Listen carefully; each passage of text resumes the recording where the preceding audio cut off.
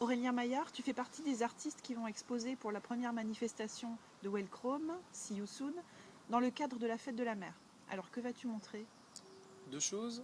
La première, je vais tâcher de reconstituer, de réactiver une pièce qui s'appelle Diorama, que j'avais réalisée il y a 2 ans, ici même à Boulogne-sur-Mer, avec un certain nombre de personnes. Il y avait Emmanuel Saurin qui est architecte, Michel Lebelhomme qui est photographe, Jocelyn Lecreurer qui est plasticien. Alors c'est une pièce que nous avions réalisée dans le cadre du boulevard Sainte-Beuve et qui va proposer en gros aux spectateurs une sorte d'expérience sensorielle. C'est une pièce qui sera disposée dans un des 3 conteneurs sur le port de Boulogne, qui sont disposés là-bas pour l'occasion de cette expo See You Soon.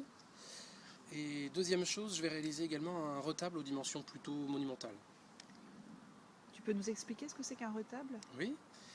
Alors un retable, ça peut être par exemple une pièce de mobilier telle qu'on peut en voir dans les églises ou dans les musées maintenant, qui à l'époque n'était pas considérée comme une œuvre d'art à part entière, mais plutôt une sorte d'outil de communication, sur lesquels étaient représentés des pans entiers de l'Ancien ou du Nouveau Testament, à destination du public illettré, et qui leur donnait ainsi un accès au contenu de la Bible.